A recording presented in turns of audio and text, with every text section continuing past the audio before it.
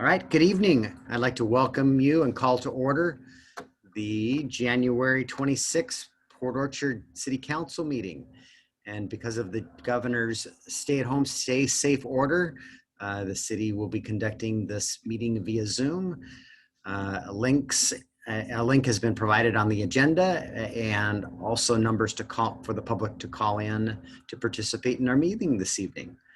So with that, I would like to start with the Pledge of Allegiance. So if you join me in the pledge, I pledge allegiance to the flag of the United States of America and to the republic for which it stands, one nation, under God, indivisible, with liberty and justice for all. I guess I should have made sure we had a quorum before I got 1, 2, 3, 4, 5. You got a quorum. I got a quorum. I'm missing one though. Who am I missing? All these boxes are everywhere. I think you have us all. I have you all? Okay, I just miscounted then. 1, 2, 5, 6, 7. Yep, you're right. All right. So we have a published agenda this evening. Are there any amendments to this evening's agenda? Mr. Mayor, I make a motion to approve the agenda as presented. Second. Got a motion and a second to approve the agenda as presented. Any further discussion of this evening's agenda? Hearing none, all in favor of approving the agenda, please say aye. Aye. Aye. Is anyone opposed? The agenda has been approved. We are to our first citizen comment period, and that is for any items on this evening's agenda. And if you wish to be recognized, please say so, and I'll call on you. And we have a second citizen comment period at the end of the meeting for any items that the public may want to address us on. Anyone wishing to address the council on any items on the agenda? All right, I will close the first citizen comment period, and now we are to our consent agenda. Councilmember Clausen. Mr. Mayor, I move that we approve the consent agenda as published. Second. The second by Councilmember Diener, main motion by Councilmember Clausen. Any further discussion of this evening's consent items? And I see our Deputy Chief, Donna Main, is here, and she's anxiously awaiting the approval of the consent agenda because she has one item on there that might get, she wanted to make sure it didn't get pulled. So thank you for joining us tonight. She'll be disappearing after this next vote. So all in favor, please say aye. Aye. Aye. Anyone opposed? All right. Consent agenda has been approved. Thank you for joining us, Commander Main, or Deputy Chief Main.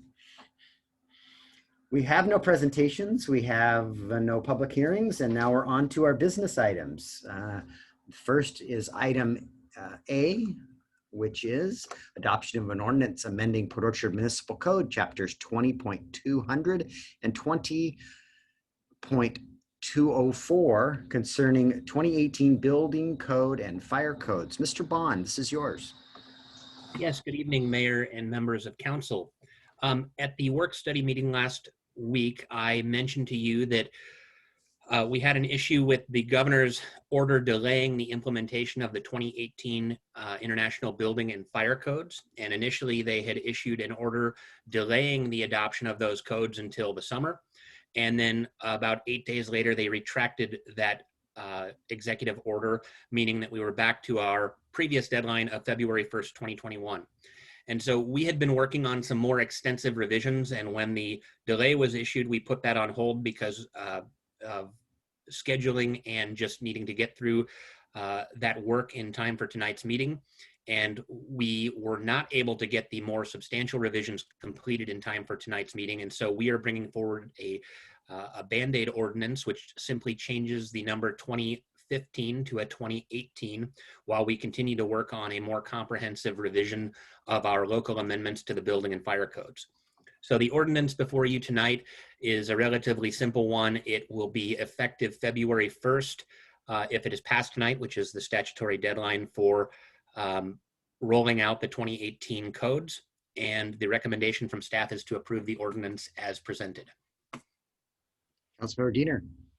Mr. Mayor, I move to adopt an ordinance amending Port Orchard Municipal Code, chapters 20.200 and 20.204 to adopt the state updates to the city's building and fire codes. Second. A motion by Councilmember Diener, a second by Councilmember Rosa Pepe. Are there any questions for Mr. Bond on this matter? Okay, seems pretty straightforward, and we've got a handful of issues we're working through with the fire district, but we'll bring those back at a later date after we get those resolved. Councilmember Diener? Nick, were the changes going to come back to the land use committee, or are we going to go ahead and bring them straight to council? Well, because of the February deadline, we had originally intended to take it to work study as the next stop. But I think the issues that we've been working on with the fire district, they're really not that different from what you last saw at land use. So they could go back to land use one more time, or they could go to either the February or March work study meeting, whichever you prefer. I'm comfortable if they come straight to council. I think that they were a handful of isolated concerns that you were going to talk about. Sounds good. Okay. And we're down to 3, I believe. Okay. Further questions? Hearing none, you'll be voting on an ordinance amending Port Orchard Municipal Code, chapters 20.200 and 20.204 concerning 2018 building and fire codes. All in favor, please say aye. Aye. Aye. Is there anyone opposed? Hearing none, the ordinance is approved. We're to item B now. Adoption of a resolution approving a contract with SH&H Valuation and Consulting for appraisal services for parcel 4650-011-1-1 and documenting procurement procedures. Mr. Dorsey.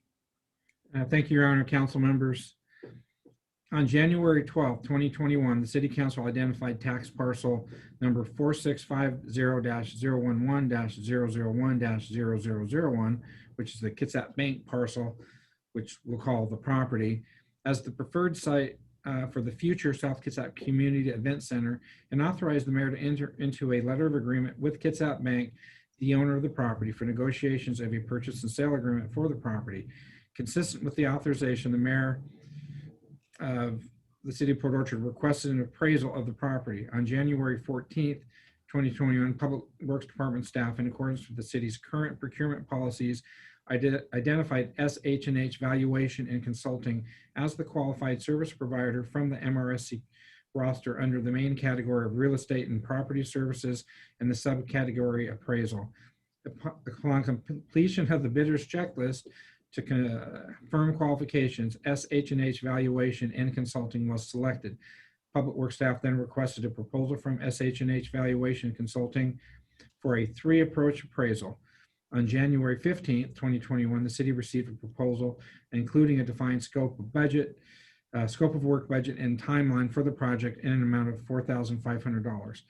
Staff recommends adoption of resolution number 008-21, thereby approving contract number C024-21 with SH&H Valuation and Consulting for the 3-approach appraisal of tax parcel number 4650-011-001-0001 Kitsap Bank parcel in an amount of $4,500 and documenting the professional services procurement procedures. Councilmember Clausen. Mr. Mayor, I move to adopt resolution number 008-21, authorizing the mayor to execute a contract number C024-21 with SH&H Valuation and Consulting for the 3-approach appraisal of the Kitsap Bank parcel in an amount of $4,500 and documenting the professional services procurement procedures. Second. Motion by Councilmember Clausen, a second by Councilmember Diener. Any questions of Mr. Dorsey or myself? Councilmember Ashby. Yeah, my question is, are we appraising the property with or without the building? The building does have value, and that's why there's three approaches. Also the income approach. I questioned whether we should use an income approach because there is a tenant, and I reached out to the bank because I'm trying to avoid them objecting to our appraisal right out of the gate. So, and they asked that all three approaches, the three approaches are, the replacement cost, the sales, and an income approach, which is a full appraisal. So yes, unfortunately, the building does have value. At least the bank feels it does, and it'll be appraised as such. Just a comment, I'm glad we're getting this appraisal done now early on in this process. Like it's a big part of our overall feasibility. And I'm glad we're not waiting till another phase. So thank you. Yep, we don't want to know how expensive the property is after we've got a building designed. And go, yikes. So motion and a second on the floor. Any other questions, comments? Okay, all in favor, please say aye. Aye. Aye. Is there anyone opposed? Hearing none, the motion is approved, or the resolution is approved. We are to item C, or adoption of a resolution approving a contract with Herrera Environmental Consultants, Inc. for the 2021 Stormwater and Watershed Comprehensive Plan Phase 1 and documenting procurement procedures. Mr. Dorsey, this is you. Yep, thank you. On October 2nd and October 9th, 2020, the city's Public Works Department published a request for qualifications for the 2020-2021 Stormwater and Watersheds Comprehensive Plan. By the October 23rd, 2020 deadline, 2 statement of qualifications were received. On October 27th of 2020, staff completed the mandatory bidders checklist on both firms. And on November 16th, 2020, staff interviewed both firms, then scored and selected Herrera Environmental Consultants for the project. Public Works staff then met with Herrera Environmental Consultants, Inc. to discuss, clarify, and develop the project understanding. And on January 12th of 2021, the city received a defined scope and budget, or scope of work, budget, and project timeline for the project in an amount of $235,515. And I want to note that that's for phase 1. I think we budgeted $400,000 or $500,000, but we want to, eat a rhinoceros one bite at a time and clearly define the phase 1 before we jump into the phase 2. So staff recommends adoption of resolution number 001-21, thereby approving contract number C001-21 with Herrera Environmental Consultants, Inc. for the 2021 Stormwater, because we missed out on 2022, 2021 Stormwater and Watersheds Comprehensive Plan Phase 1 in an amount of $235,515 in documenting the professional services procurement procedures. And I will note at this time that we did advertise this for the full project. So as we did for the Marina Pump Station, when we go to the phase 2, we'll just do that as an amendment. We don't have to go back out and interview and go through a selection. So, Councilmember Lucarelli. I move to adopt resolution number 001-21, thereby approving contract number C001-21 with Herrera Environmental Consultants, Inc.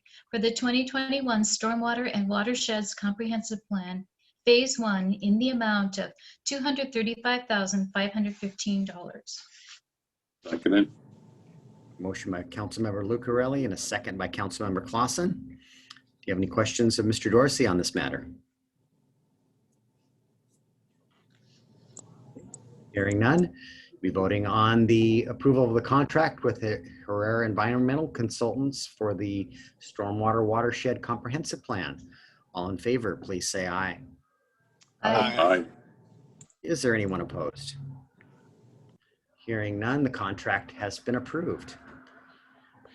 We are to item D, which is adoption of a resolution approving an agreement with Department of Revenue for business license services. This is you, Mr. Crocker. Thank you, Mayor, Council.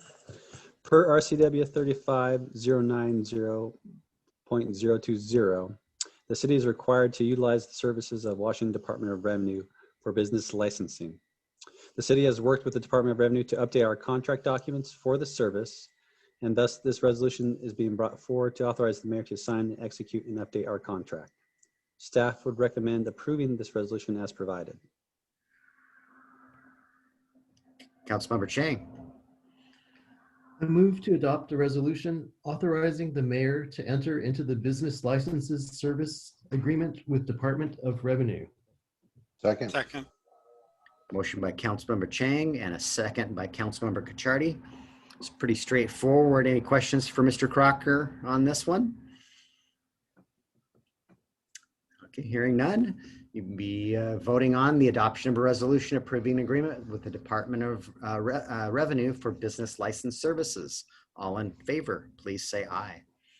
Aye. Aye. Is there anyone opposed? Hearing none, the resolution has been approved. Moving quickly here, we're to item E, which is approval of change order number 1 to contract number 2020 with Gglo Inc. for the Downtown County Subarea Plan. Mr. Bond, this is you. Yes, in January 2020, Gglo, an architecture firm, was hired to prepare the city's downtown and county campus subarea plan and planned action EIS. The draft subarea plan was issued in October, and since that time, conceptual plans have been prepared for the South Kitsap Community Event Center. And South Kitsap, Kitsap Bank, and the other downtown development that is part of what the mayor refers to as the three-legged stool have also been proposed.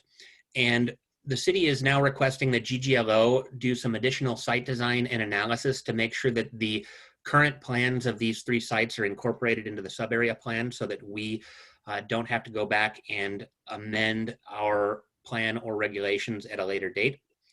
Gglo has prepared a supplemental services agreement, which will result in an additional expenditure of $24,570 and will extend contract C020-20 to April 1st, which is currently goes through April 1, 2021.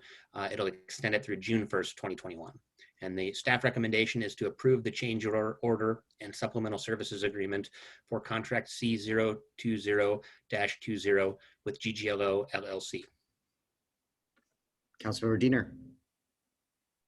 Mr. Mayor, I move to approve a change order and supplemental services agreement for contract C020-20 with Gglo LLC. Second. Motion by Councilmember Diener, second by Councilmember Rosa Pepe. And if it wasn't pointed out earlier, the bank and the residential developer have all agreed to share this equally with the city. And so while we are contracting from the work and then for the work, and then we will invoice the other 2 parties and they will pay each their third.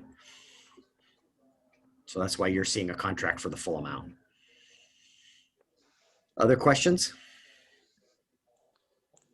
All right, you'd be voting on the contract amendment with Gglo for the Downtown County Subarea Plan. All in favor, please say aye. Aye. Aye. Is there anyone opposed? Hearing none, the contract amendment has been, or change order has been approved. We're to item F, which is the approval of memorandums of understanding with the Guild representing patrol officers and the Guild representing sergeants regarding annual vacation carryover. Ms. Lund, are you on this evening? I don't see I you. am here, Mayor. There you are, okay. Lots of boxes. I've got good evening. Earlier this week, yesterday, in fact, you received an email from Charlotte Archer with the memorandum for your review. The memorandum you've received that we're asking you to approve tonight is an agreement with the police guilds, both guilds, the patrol officers and the sergeants, to remedy a dispute regarding leave compensation pertaining to the COVID-19 pandemic. The MOUs would increase the amount of vacation carryover for those represented by those unions at year end from 240 to 320 hours, but would keep any cash value of that limited to 240 hours upon separation of employment. And happy to answer any questions you may have. Okay. I'd entertain a motion if there aren't any questions. Councilmember Diener. I move to authorize the mayor to sign a memorandum of understanding with the police guild representing patrol officers and a memorandum of understanding with the police guild representing sergeants to provide for an increase in the annual vacation cap. Second. Motion by Councilmember Diener, a second by Councilmember Cacciardi. Any questions of myself or Ms. Lund? All right, hearing none. We'll be voting on the memorandums of understanding with our two police guilds regarding annual vacation carryover. All in favor, please say aye. Aye. Aye. Is there anyone opposed? Hearing none, the memorandums are approved. We make quick work of that. We're all the way to G now. We've gotten most of the alphabet done tonight, which approval of the January 12th City Council meeting minutes. Is there a motion to approve? Mr. Mayor, I move that we approve the minutes as published. Second. Motion by Councilmember Clausen and a second by Councilmember Ashby to approve the council meeting minutes for January 12th. All in favor, please say aye. Aye. Aye. Aye. Aye. Anyone opposed? Hearing none, the minutes have been approved. We've got 3 discussion items tonight, and we don't have to take a whole lot of time with most of these. I've been working on, we get a number of requests downtown for people wanting to donate memorial benches, and we did kind of a one-off with the Rotary Club this last summer, and Councilmember Ashby said that she'd vote for this, but in the future she would sure like to see a policy. And so Bainbridge Island happened to have such a policy, and so most of what you see here before tonight is something that we borrowed from Bainbridge Island. And you know, it's I don't know that it's completely done, because what I want to achieve here, but it's darn close, and I'll plan to bring it back with other edits that you may have in a red line version if we make further edits. And I'm really intending, it's cost prohibitive and not a good use of our time to procure these 1 and 2 benches here or there. And I want this, I've got a good relationship with one service club, and I'd like other service clubs to get on board with this. And they make a few $100s that they typically put into a project somewhere in the city. That's what the Rotary Club of South Kitsap has done at Turner Park with the sale of these benches. And I think the next couple of benches, one of them may replace one of the benches, perfectly good benches that's there, that I'll repurpose probably at Van Zee at the tennis courts, where I'm seeing that there aren't any benches also. So Councilmember Clausen, you have a question?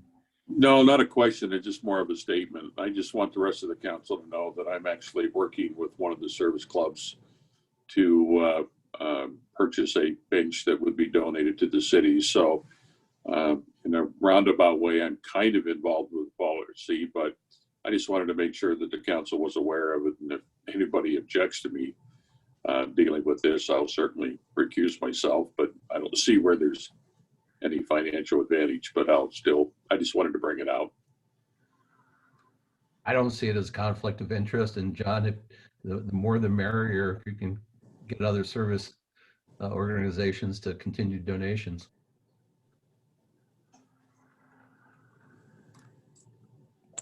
Trying to see if the maps were still in here. They are, yeah. Here, I'm not certain that when we finish this policy that we'll publish these maps, because these will be fluid as people buy the maps. But I felt they were a good reference to have, and then and hand out to the service clubs, actually, where there's opportunities to sell benches. So Councilmember Lou Corelli? So I'm just wondering, can we incorporate the donation during Chimes and Lights for our event into this policy somehow?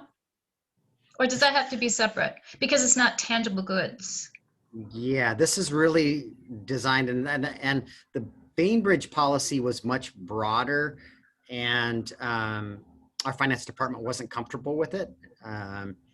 And no, I know it wasn't you, it was Rebecca that made most of these edits, but I think this is really intended to be things that are put in a park, like, yeah, the examples you're seeing, park benches.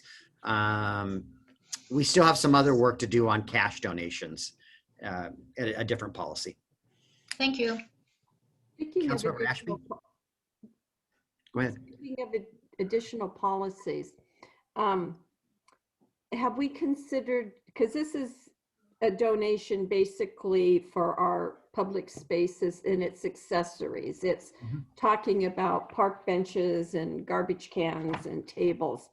Have we made any progress, or have we thought about the donation of art pieces? I purposely stayed away from it because I I thought wanted that it I looked- wanted to get this done. This is, the planning department, I took this to land use, I think in October or November, and between CARES Act and budget and everything else, this just got, and that just gets sticky. I wanted to, so I purposely stayed away from public art at this time. So I'm not sure if that's the answer you're looking for. Councilmember Cacciardi? I was just going to say, I appreciate how it's kind of gone into detail on just trying to identify what type of bench, what type of table, things that are, consistent with or complement. And this is it can be really a dicey area with taking in all these donations that really don't fit. And so I like that we've got some structure around it, inclusive of the red line that's created there. So that's good. Anything that you see gives you heartburn, other than I don't have art in it? Okay. That might have to be a whole, a subcommittee of some sort if you want to tackle that one. So, all right. And this policy specifically calls out public art, that it's not being considered in Yes, section that is 5. correct.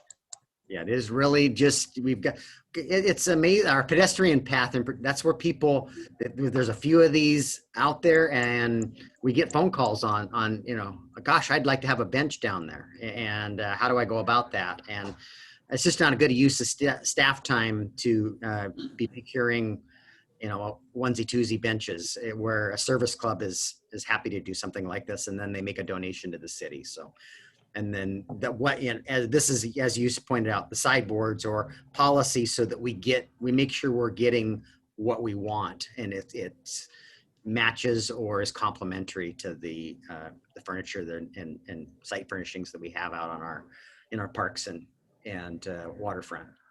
So, okay, well, it may not be sometime in February. I hope I'll have it back on the agenda without too many more edits, I hope. Okay, and the next item is this DEM funding, and I talked about this a little bit. And what is happening here is CARES Act covered emergency operations very well, and did a number of things for our small businesses and others, but that ran out, and we're hopeful that there's another funding package coming, but there isn't one yet, and our Department of Emergency Management is spending money, and the county's covering those expenses at this time. We know that these expenses, these operational expenses, are covered by FEMA at 75%. And we currently have a population-based formula for our dues, and the county is asking that we apply that population-based formula, which we represent nearly 6% of the county, for these additional operational expense. So at 5.98% at a 25% match, I laid out a best and worst case scenarios. At worst case scenario at nearly $6,700, and a best case scenario about $2,100. And that best case scenario means that we got the federal aid or grants that we're hoping are coming. In the worst case, they didn't happen. And This funding, I believe, went through the fall. It was when it was projected.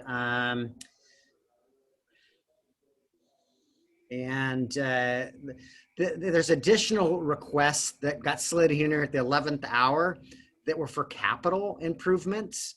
And I've got a little bit of heartburn with that. And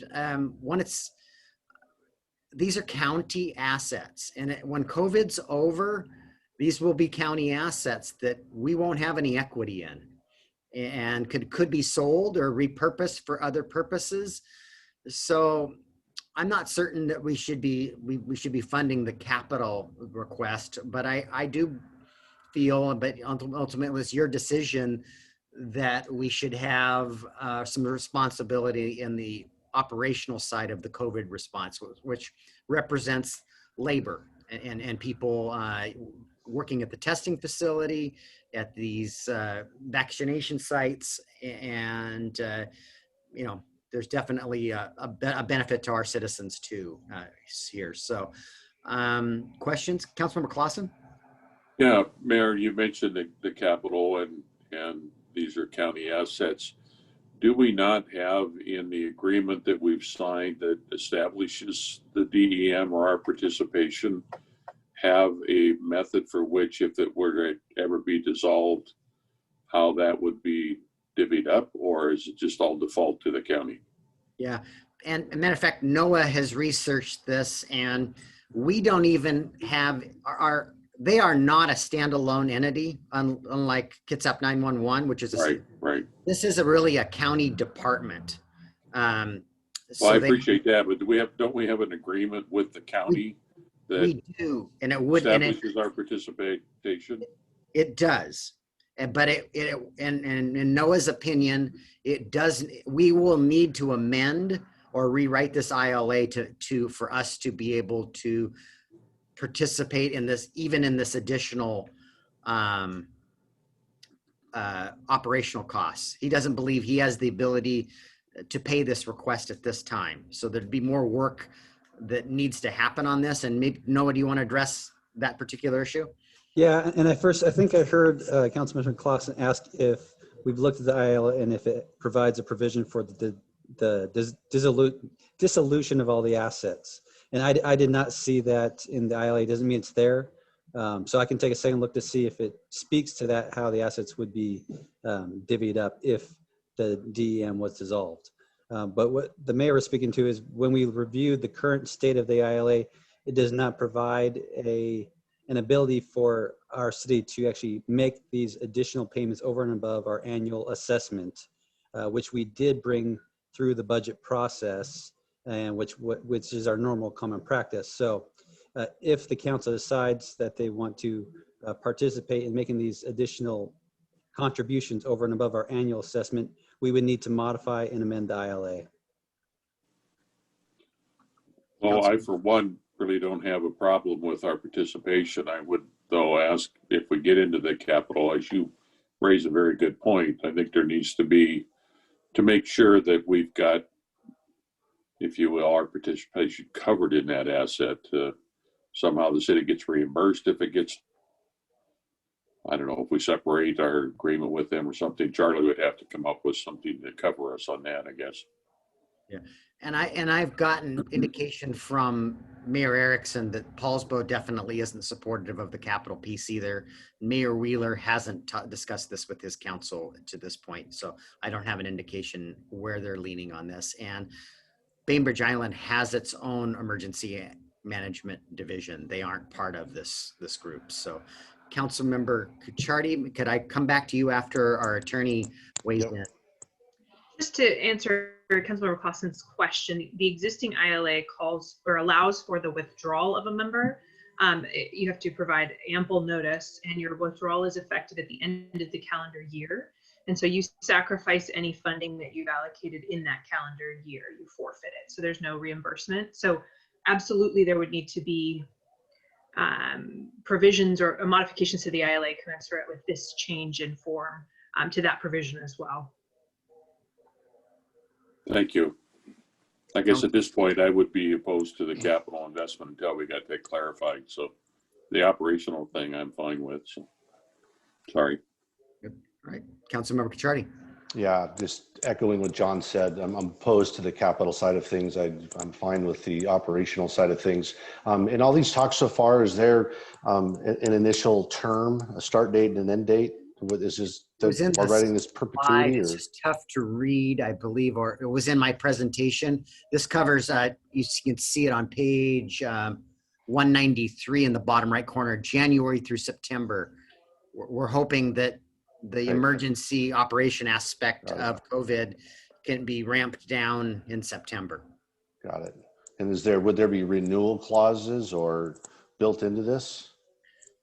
Right now, we just have a funding model that is population driven. So we, as a board, the typical process is we have a budget process, just like the city, and the board votes on it, and then we've got the population-based allocation. Then I bring it back to you guys, and it's baked into our budget.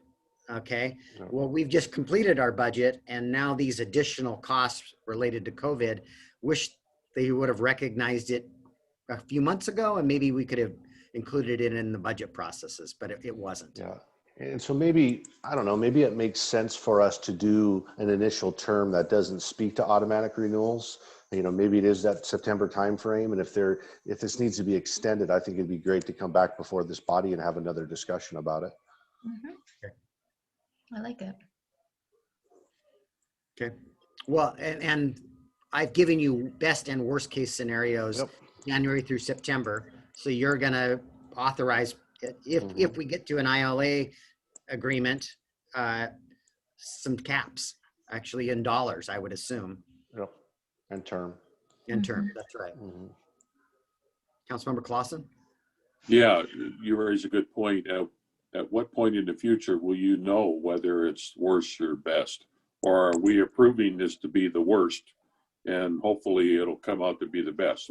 What's your approach? You're not approving anything this evening. I was just bringing information forward that what the worst and best case scenarios are, and that there was a capital request also. We have a DEM meeting I think it's next Tuesday. Yes. It's in the afternoon, and I will share the feedback that you gave me, and Noah and Charlie have pointed out. It will require an amendment to our ILA, and there will be a dollar amount assigned to that. And and what I'm hearing, we're hopeful that there's going to be another round of federal aid coming. It hasn't been approved yet, and if it is, we anticipate the best case scenario. If it isn't, Well, at what point will you be bringing back whatever information, the final number? Is that expected to hear that in the next 2 weeks or 30 days? Future council meeting, I'm going to bring back an ILA and a dollar amount. I'm hopeful. At the next council meeting? Depends if the ILA gets done. We're not completely in control. Okay, of so that. the answer is you don't know yet. I don't have all the answers yet. I've got Okay. some parameters here is all I really have at this point. So Thank will you. the dollar amount have a maximum with it? Certainly hope so. I'm just. Well, I would expect that in the ILA that there be a maximum dollar amount that we would pay. Yeah. Okay.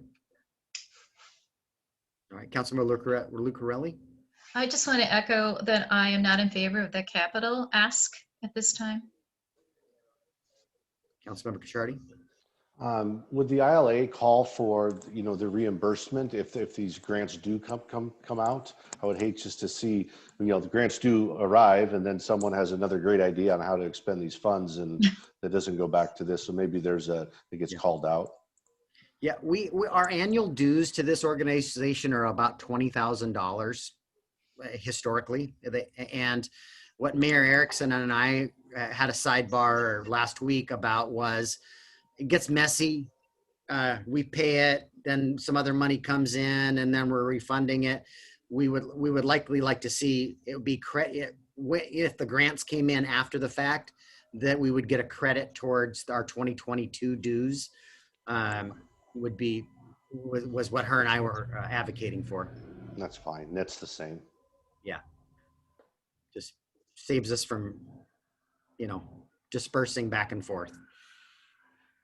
So, okay, I've got, capital's off the table, which I wasn't excited about anyway. I thought it was wasn't in the first presentation. Then I asked for more information and all of a sudden it got slipped in there. I'm going like, what the heck's this? And so anyway, can't fault the county for trying. Yes, you can. Yes, we can. Okay. All right. So I have some direction, and I will work to have something back before you, and sometime in February, I hope, with a new ILA or an amendment to the ILA. So last item is the Gorst Coalition, and we talked about this a little bit at the Transportation Committee earlier this evening, and this organization is still in its formation. I know that we've talked about it at the Transit Board, and we've agreed there to participate as a transit agency. I think overall the agreement's pretty good, and I'm comfortable with the time commitment it's going to ask of me. I have some reservations, in particular, since we've got $5,000 in our budget about, I think it's section 5. Yeah. And I've asked Charlie to weigh in on that and maybe whether or not my concerns are valid. Absolutely. I think that section 5 currently as written calls for the payment by the city of an amount within the range of $20,000 to $450,000. It's written in a way that the city has the discretion to choose the amount it intends to pay within that range. And if it chooses to deviate from that range, that deviation has to be approved by the co-chair committee. That committee is not a committee that the city would be a party to based on the definition above. That committee contains members from the Port of Bremerton, the private sector, Senator Randall, and a fiduciary sponsor. So I think it's unclear whether that was the intent of the drafters to sort of block or lock folks into those particular ranges.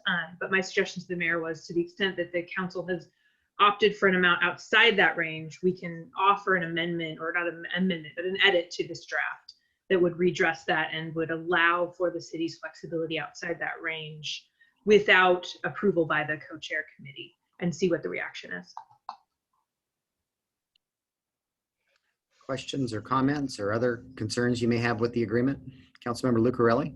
Well, it does say that on tier 3, parties affected by Gorst but with limited funding capacity. I could see that being us, any amount.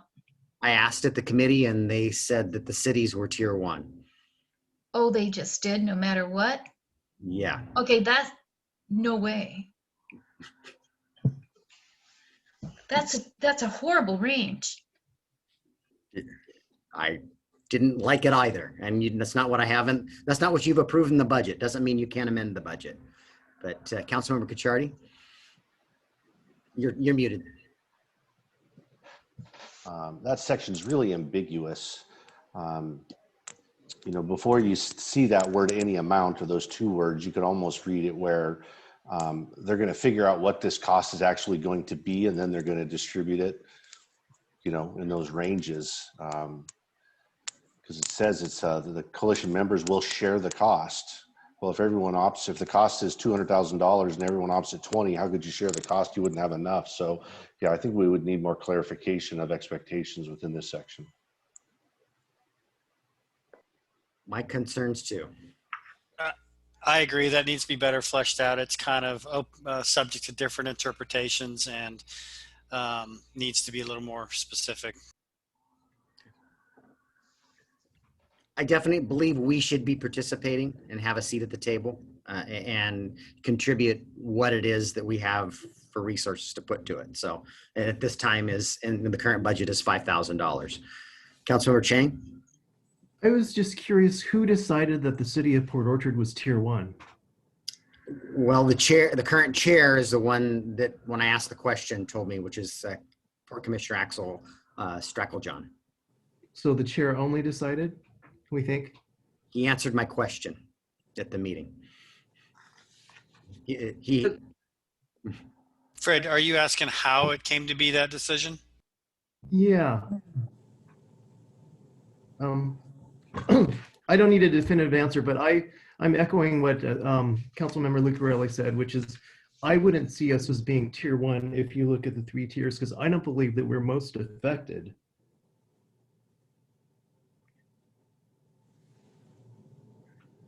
Mr. Mayor, have they worked out what a preliminary annual budget might be? haven't seen it yet. Hmm. Seems like a bit of darts at a dartboard at this time. They also indicate that they're going to establish an annual budget in September for review and approval prior to the end of the year. And that doesn't allow us much opportunity going forward to do our own budgeting. So I really believe that whole section probably needs to be addressed. Catch that, Charlie? Yes, yeah, and the one comment I was going to add is that section also currently says that the tiers will be determined by consensus, and consensus is defined above. So it's essentially consensus. It doesn't specify consensus of which committee. So that needs to be clarified as well. I would be more comfortable with language that allows us to determine Right. the amount that we're comfortable or feel obligated to provide. And I thought I saw Councilmember Clausen raise his hand. Yeah, the part that I have a problem with, and I think Fred touched on it, was how do you determine, or what's the definition of most affected? There isn't much in the way of criteria that says, oh, okay, the city falls into this category or that category. It's a little vague.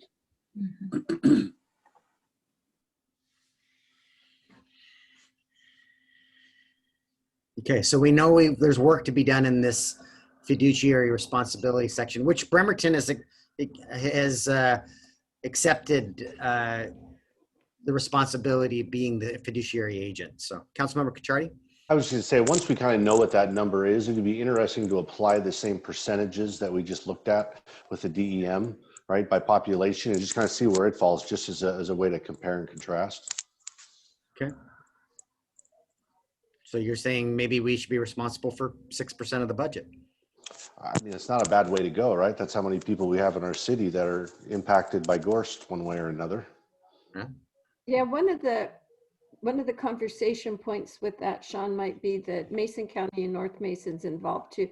So you would have a larger population base. And they're also soliciting from private firms or private corporations or private individuals. It's not restricted just to municipal or government agencies. Right, but maybe it's the total sum, and then whatever the government agency's responsibility is, maybe it's divvied up by population. Yeah, it's just, I think it's a big conversation, and I would support them having that conversation. Yes. Yep. Well, there's also the north end also doesn't really think, like, we don't care about the 305. They really don't. Paulsville and Bainbridge don't really think that they should have a dog in this fight at all. So there's that piece of it. Yeah, that's true. So, Mr. Mayor, I wasn't clear. Are we able to sort of help rewrite the formula that we're talking about? I don't know that we even want a formula, because you approve a budget and authorize dollars, and you can change that, and then this organization can request more than what is, but I'm just not comfortable with this language, and I don't think any of you are either. Councilmember Clausen? Mr. Mayor, this is a draft agreement, and at the last time we got together on this, they were asking to have it approved, but because there were issues and questions raised, they delayed any action on it. So I would suggest that we propose, or at least identify, the areas of concern so that they can make appropriate modifications. I mean, up to this point, whenever there's been an issue raised, they've modified this draft agreement to accommodate it. Yeah, So and that's what I'm proposing. I think Charlie's got some thoughts, and I'm looking on my calendar to see when the next meeting. I think it's the 12th. So we've got another city council meeting on the 9th. If Charlie could work with, is David Overton the one we should be getting these changes to, John? I know you at Transit have been either David, David is the one that's been able to get these things acted upon quickly. So I would suggest him, or as you mentioned, Axel would be another one. But David is the one I think that's been, as far as this agreement is concerned, dealing with it the most. Okay, so I'm gonna, if you don't mind, I'm gonna turn Charlie loose on, I think we've got what our concerns are. We know what our budget number is, and we want to not be locked in future for contract amounts or other expenditures that beyond our budgeted amount. And Charlie and I talked offline ahead of the meeting, and she had some thoughts, and you guys had the same concerns that I do. So, and we'll work to have this back either for adoption or more discussion at our next city council meeting, which is ahead of the next Gorse Coalition meeting. Well, I would suggest you get whatever, Charlie can put together based on what she's heard here tonight, get it over to David right away, and then we can put our fingerprints on it at the next council meeting. And if we want to modify that a little bit, I think that could be done as well. Okay, that was the plan. Okay, thank you for that. Councilmember Rosapepe?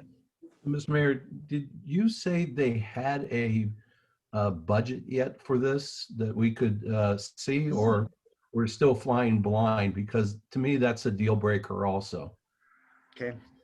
They're basically developing it now. They've interviewed a consultant that has yet to put in his proposal that I'm aware of. I'm not aware that they have. I was part of the group that interviewed them. And that's going to be the lion's share of the budget.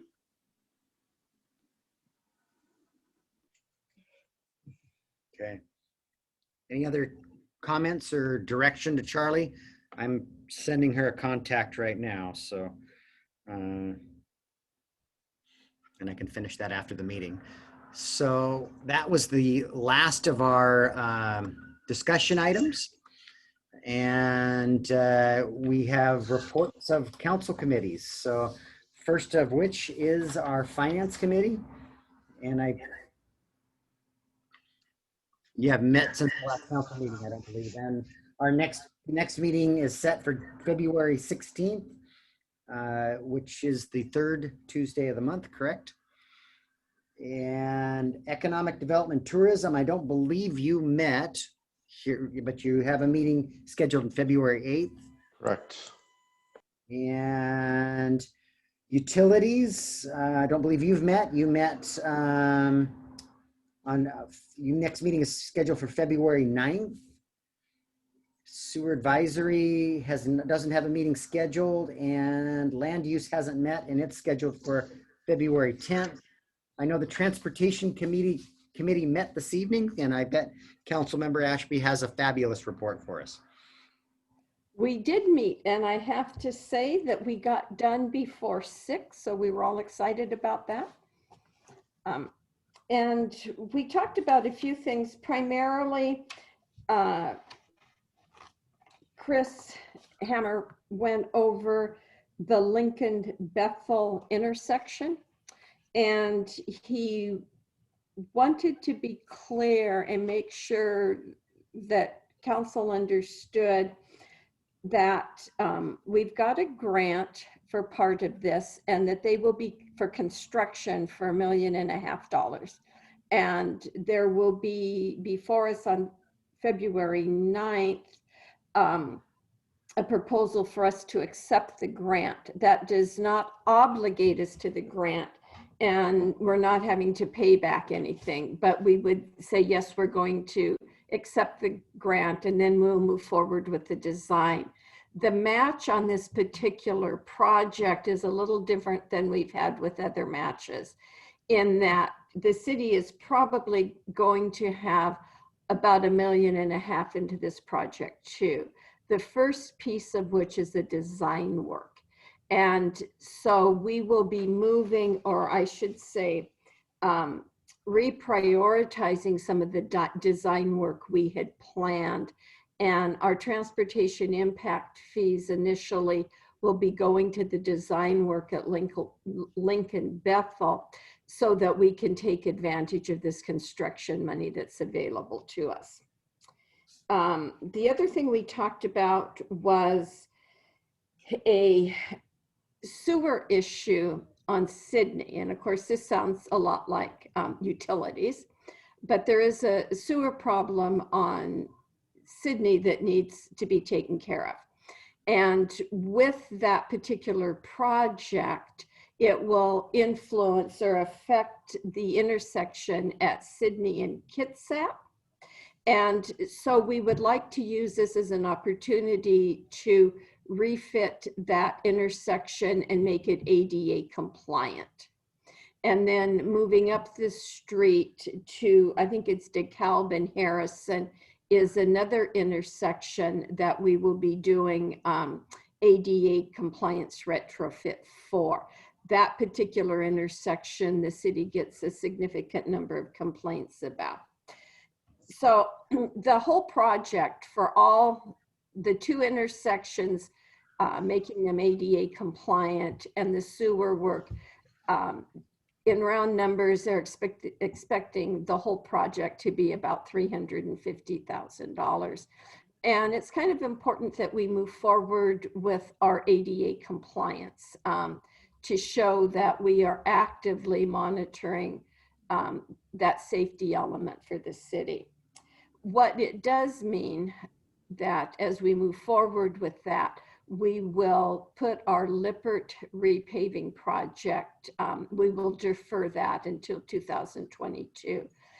And by deferring Lippert and doing this other work, it will free up a little more for other preservation around the city. And Chris and Mark have done a nice job of outlining preservation and how we can move forward with that. So I believe that was most of our conversation. I would ask Jay and Scott if there was anything they would like to add to the report. Beck, thank you. One thing I would add is that, you know, with the work that's being done on the roads, we're always going to have more needs than we do have funds, and staff will be prioritizing those as they come up, as we saw in Sydney and other things. And that's just something we'll have to live with. Councilmember Cacciardi. So, Go ahead. Let Scott go ahead from the committee. John, you're muted. I just was going to say that these were some ADA intersections that were identified as some of the most pressing for the city. So that will take the heat off the city for a little bit. I would just ask the question, you know, I know we've been talking about the improvements to Lippert for a long time, and I hate, you know, people thinking it's just continued lip service. Is there any potential we could do them both in this year? I mean, we have the biennial budget for it. I think part of it becomes, and Is it human resources? but I think part of it, in addition, just becomes time and staff. Yep, absolutely. That's why I asked the question, and that's very real. Yep. Councilmember Cacciarelli and then Councilmember Clausen. I just wanted to add, maybe council members, if you haven't seen this area that we're dealing with, it's sinking, and there's significant difference just in the amount it's been sinking just very recently. It really has to be dealt with. It's going to be emergent, I would think, if we don't. Councilmember Clausen. Yeah, I'm kind of in Sean's camp. You know, we spent an awful lot of time and effort to put together some funding so that we can make sure that we're taking care of our streets. And I just want to make sure that we're not deferring that fund to do something else with it. And just as a comment, Cindy, I agree with you that it's sinking, but I could point out a number of places throughout our city where our roads are sinking, oftentimes referred to as potholes. But you know, that I just want to make sure that we don't lose sight of what we're trying to accomplish in taking care of our streets. So If what Chris laid out at the Transportation Committee, Lippert was programmed for this year, but we wouldn't have done other pothole repair, and because it was more than this project was. By doing it in inverting this, doing this repair, we'll have, we hope, we haven't gone out to bid yet, about $150,000 left this year to do other preservation and maintenance work throughout the city. So we'll get some potholes fixed and do some other preservation and maintenance out there. But this is it is sinking. Cindy's is correct, and it's a fairly, you know, it's an arterial street that's getting a lot of use with heavy vehicles on it. So, Councilmember Chang. Can you tell me a little bit more about the DeKalb and Harrison ADA? It's the section of sidewalk that's missing. That has there, if you're going up to DeKalb, just past the Larson's house. It's like a driveway cutout. It's like a driveway cutout that goes into a piece of unopened right of way. Okay. So So it's taking that out, putting a piece of sidewalk in there, and then ramps on 3 corners. okay, thank you. It needs work. It doesn't seem dilapidated as like maybe Sydney might be, but I understand. Thank you. Yeah, it's just it's an area that we don't have a compliant sidewalk, and it's an area we get complaints, and it's by a park, so it's a pedestrian route to a park. I think Chris said we get our highest complaints, that area. We have gotten a number. I know that. Okay. Anything else from the Transportation Committee? No, I just want to thank the rest of the council for chiming in on the report. That's very useful and appreciate the input. We all want to fix all the streets. I know that. Lodging tax. Is there anything to report? I know we're doing some reimbursements. We're going to have a meeting in February, but since we don't know a lot about the vaccine rollout, it seems to be slowly. We're going to move it till March, when we might have a better idea of what the second half of the year looks like for any potential events. Okay. Outside agencies, do you have anything, Councilmember Ashby? I've got a couple things. I sure do.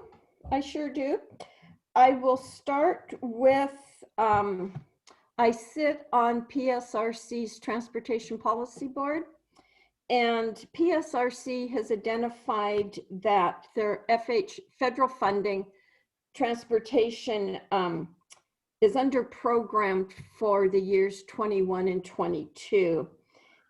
So with that, there's additional money going out. There will be about $900,000 going to Kitsap that they can apply against their contingency list. So that's good news for some of the projects on Kitsap's contingency list. And I believe there is about $7.5 million of those dollars for regional competition, and Kitsap doesn't score usually real well, and we're kind of down on that contingency list. But that's good. They also at PSRC announced that there will be a transportation alternatives program funding this year. It's $13.5 million, and transportation alternatives is basically your multimodal, pathways, things like that. And I don't know yet, they didn't say whether that $13.5 million was going to be simply a regional competition or if there would be monies to the county-wides. So again, it's an opportunity for Kitsap jurisdictions to have some additional money to do some of their work. At KRCC, I just wanted to keep everyone apprised of the work we're doing on the countywide planning policies. And there will be a mini retreat on March 4th in the afternoon from 1 to 4 for KRCC board and our subcommittees. And it's going to be an opportunity to review the role and the opportunities to address equity in our CPPs as it relates to land use and transportation. We only have a 3-hour time frame, but we will be introduced to what the demographics of the area look like and hear on how we can work through our CPPs to make sure the jurisdictions have the tools they need to address equity with for land use and transportation needs. The time frame for our CPPs is our technical committees are to have reviewed the full CPPs so that we have a draft of the updated document to our land use policy board the end of March. And then any additions or adjustments would be made in April. Then in May, the KRCC Executive Board will be fully educated on the CPPs and will vote on them in June. In June, they go to the county. The county has 90 days to do their processing, and then they come back to the individual jurisdictions for ratification by the end of the year. So anyway, it's quite a process for KRCC, but we're moving forward and everything is on schedule. And I will say that Nick and Mark are very involved in the process. And that's what I have this evening. All right. I've got a few things on outside agencies. Public Health Board. As you're probably aware or read in the media, that vaccines are moving out to Tier 1B now. But unfortunately, the supply of vaccine is very limited. And many times the providers that are administering the vaccines don't know until the day of how many doses they're going to have. COVID is still very strong in activities is very high in Kitsap County still. We're nearly 5,000 positive cases now, and I think we're up to 59 deaths to this point. We remain in the governor's, we're in that Northwest region in phase 1 with all of the other counties in the state. And as you're probably aware also that they've opened a vaccination site at the old Harrison Hospital. I think one of our council members might have been there today. And they booked the 1,800 available appointment this week in a few hours on Monday morning. The response was so overwhelming, it crashed the phone and reservation systems. So they're working to make improvements to that. Housing Kitsap, I just wanted to share, the CARES money that was out there. Housing Kitsap got some of it too, and they processed this past just before the end of the year, 240 emergency rental assistant grants totaling $430,000 here in Kitsap County. I think that's pretty amazing. And I learned today that Kitsap County was just awarded $8 million for rent relief and utility assistance. So what that does is the dollars last year, not only did Housing Kitsap get those dollars, so did KRCC, who is administering our $1,406 in our rental assistance program. Those dollars don't have any spending requirements to them, unlike the CARES money or this other federal money. So those dollars haven't been getting spent. And no, I've had NOAA confirm that we don't have any spending requirements, but this next year, when we do our mid-biennial review, we may want to look at those dollars. And if rental assistance continues to come in, we considered some other options for home improvements for seniors and that type of thing. Maybe we want to consider some other type of a program to deploy those dollars. So more to come on that. I attended the Mayor's Exchange with AWC here this last week, and it was a legislative overview. My biggest takeaway was the state is dealing with a $3.3 billion decrease in their forecasted revenue in the governor's proposed budget.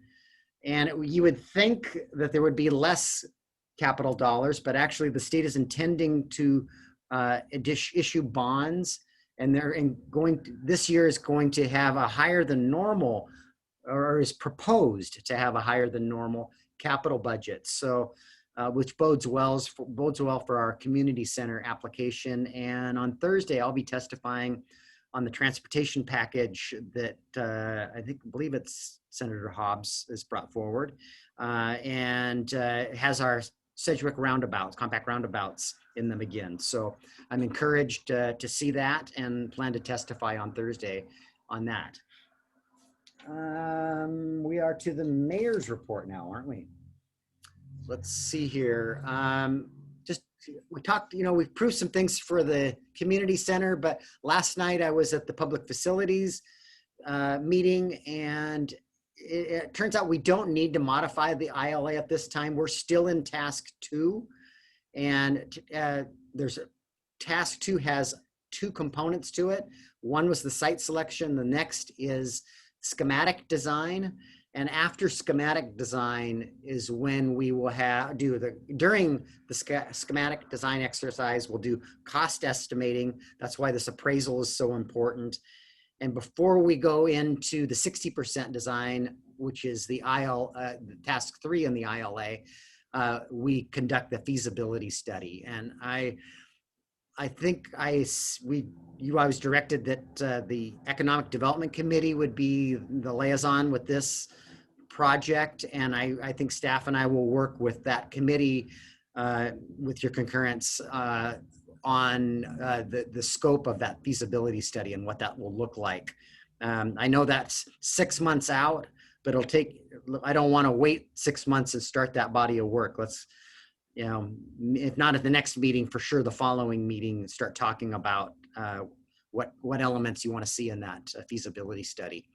We submitted our request for $1.2 million in the capital budget. I spoke to you earlier about there were some borings that we were doing for the Marina pump station, and we had a machine down there, and we bored some additional holes around the community center site, and we got exceptional news that the bedrock is only 10 to 15 feet down, which is really good news.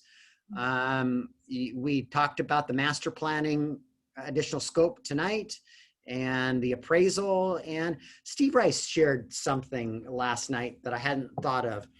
The master plan, or the stool, I guess, that the 3 legs are under, this master plan project represents 11 acres and 1/3 of our downtown.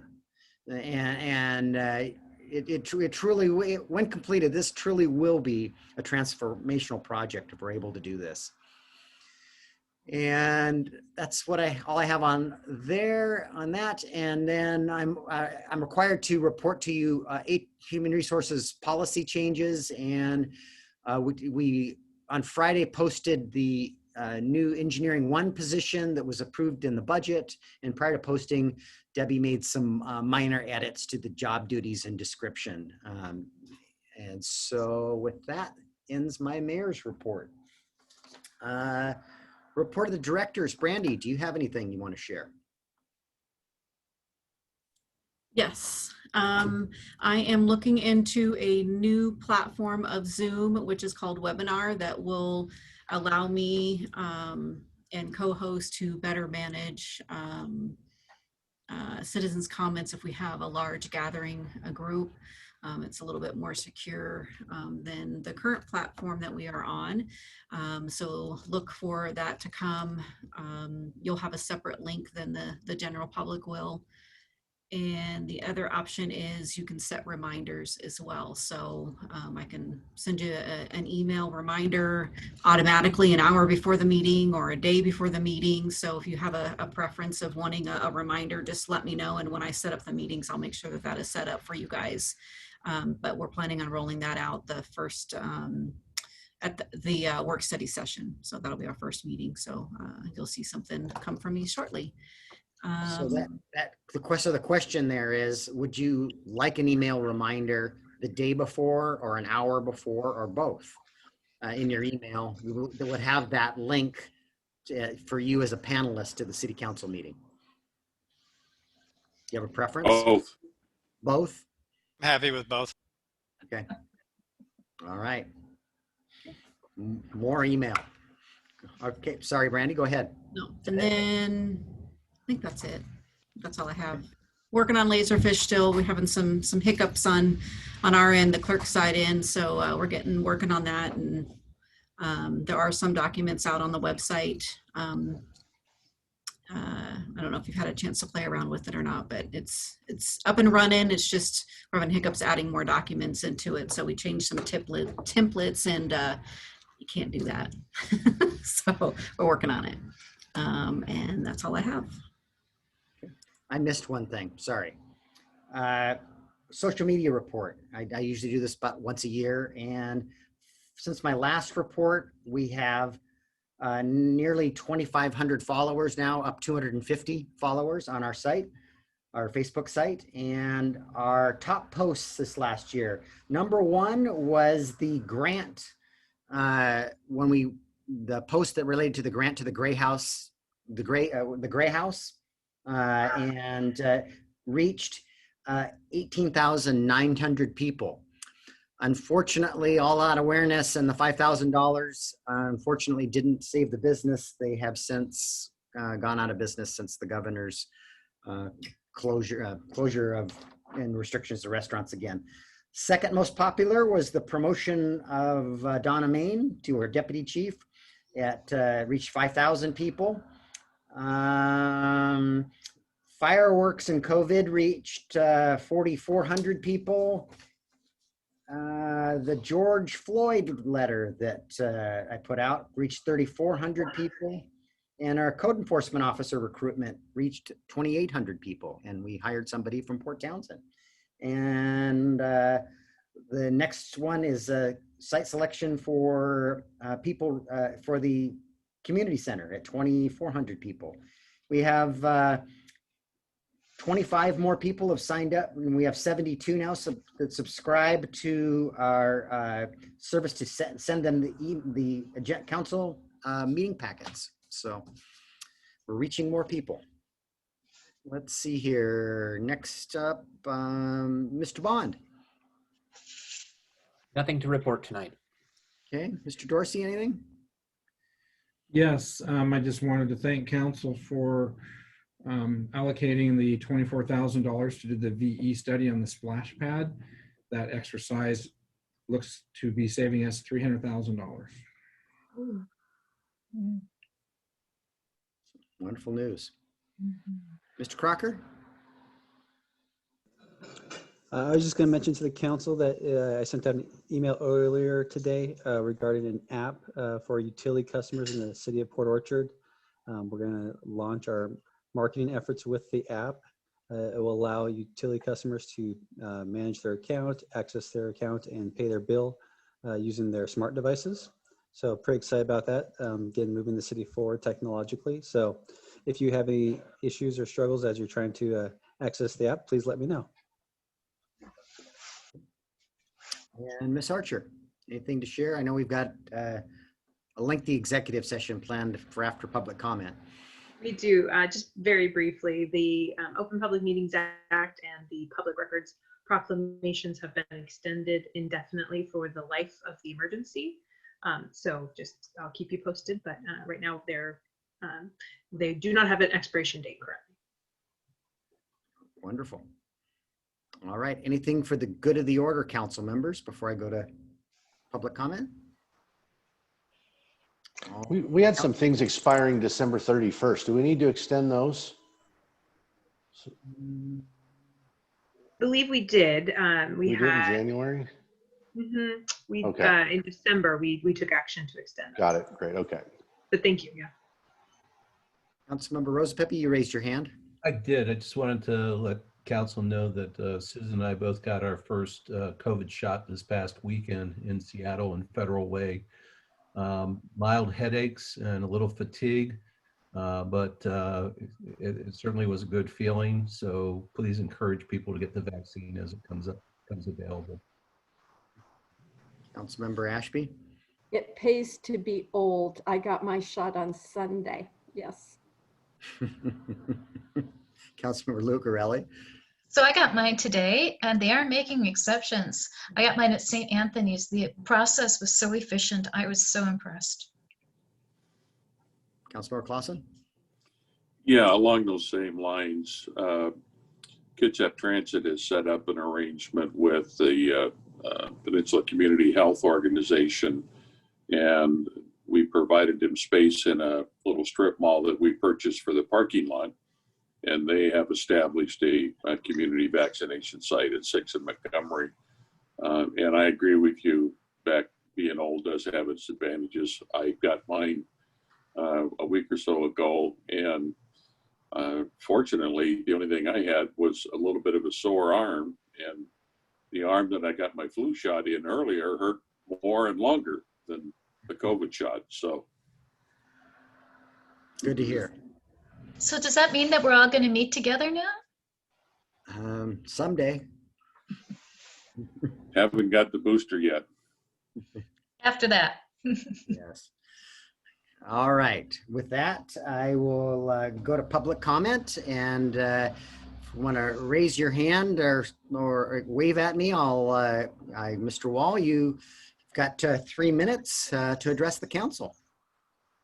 Thank you, Mr. Mayor and members of the council.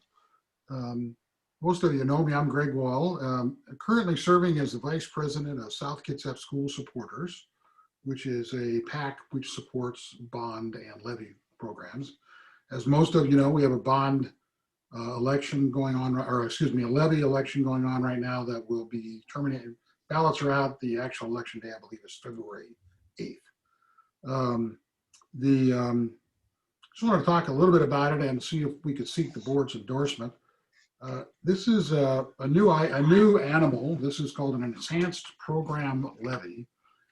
It is similar to the old maintenance and operation levies, but not the same. The maintenance and operation levies were used often to pay for basic education. Currently, the state pays for basic education, and the levy is for enhanced programs.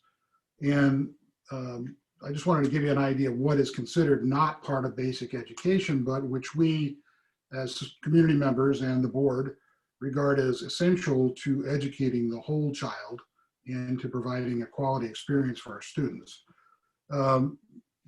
The state does not pay for music specialists or music programs, does not pay for sports or coaches, does not pay for people who teach the arts. And if you've ever been to our high school, you realize those are gigantic programs that we have and very popular with the students. More importantly, it also does not pay for most of the nurses. It pays, we have, I believe, 8 or 9 nurses right now, with about 1 for every 2 schools. This pays for 1 nurse. The state pays for 1 nurse. This pays for the rest. It pays for 1 school psychologist, which are an essential part of our special ed programs and our other programs. It does not pay for most of our counselors. It does not pay for most of our special ed paraeducators. It does not pay for librarians. And I could go on, but basically these are all regarded as enhanced programs. I don't really think of them that way. I think of them as essential to educating our kids and making our high school the vibrant place that it is. You know, one of the gimmicks that were used was called the key, that you saw the little key thing. I still have one on my keychain. What gets kids into school? Well, a lot of kids, this is what gets them into school. It isn't just about going to class, taking tests. And many of our students are in school. They do go to class. They do take the tests. They do well. But one of the reasons they come is, gets them out of bed in the morning, is the band, the choir, the arts, that sort of thing.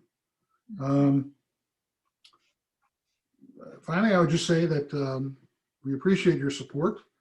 You know, when I recently went off the school board and thought about it, and I thought, well, one of the things I always enjoyed being with was our kids. We have great kids in South Kitsap. Your time is up. I still think of them as my kids, and they're your kids too. They're everybody in the community's kids. And so we're asking your support on this. Thank you. Thank you for your comments, Mr. Wall. All right. Mayor, can you hear me? Yes, and who's this? Yeah, my name is Jeff Daly. I'm sorry my video is not working, but I would like to address the council regarding the levy. Okay, and you have 3 minutes, Mr. Daly. Thank you.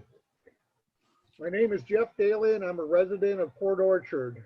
There's no doubt where the city council will stand on the levy, and I don't care about the drama and emotional appeals that the district and other groups use to talk to voters. I will tell you some of the facts that mysteriously don't seem to make it into the papers are the $11,000 each district flyers. All of my information comes from public sources available to anyone. First, I was a special education teacher at the high school for 12 years and now retired. At that time I left, I made $65,000 given my qualifications. Had I stayed today, I would make about $95,000 plus a $20,000 benefits package.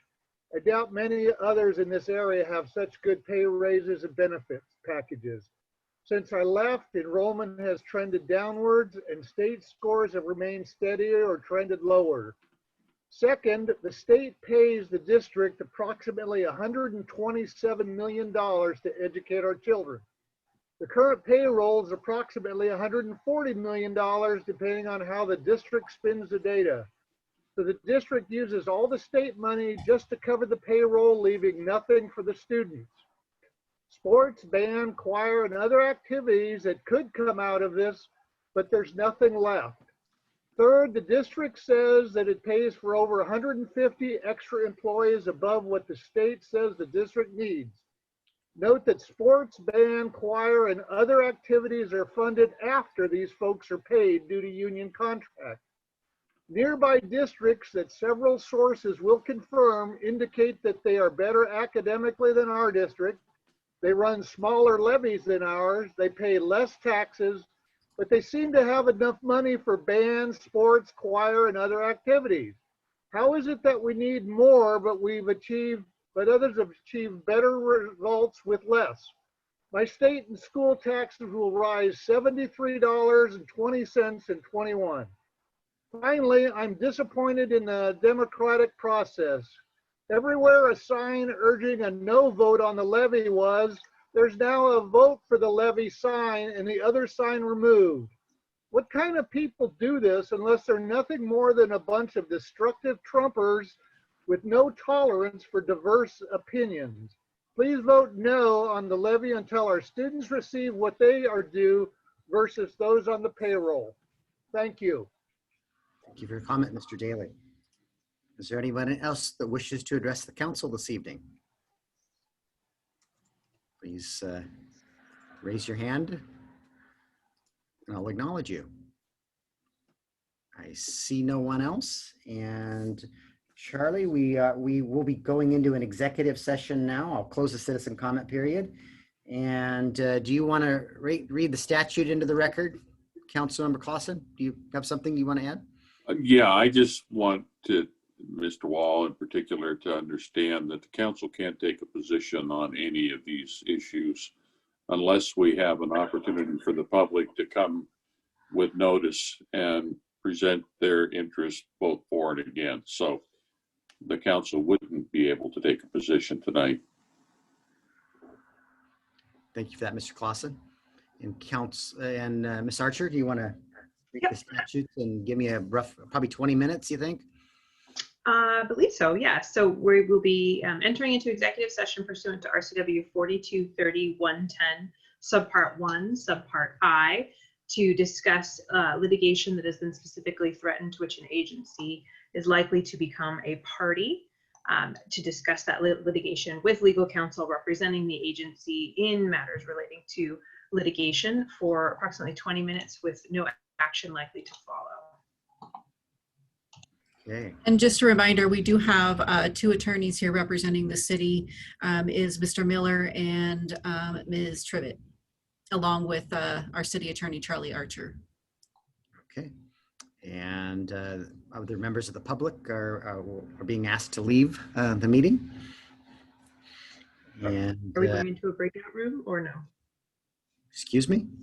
Are we entering a breakout room or no? No. Oh, okay.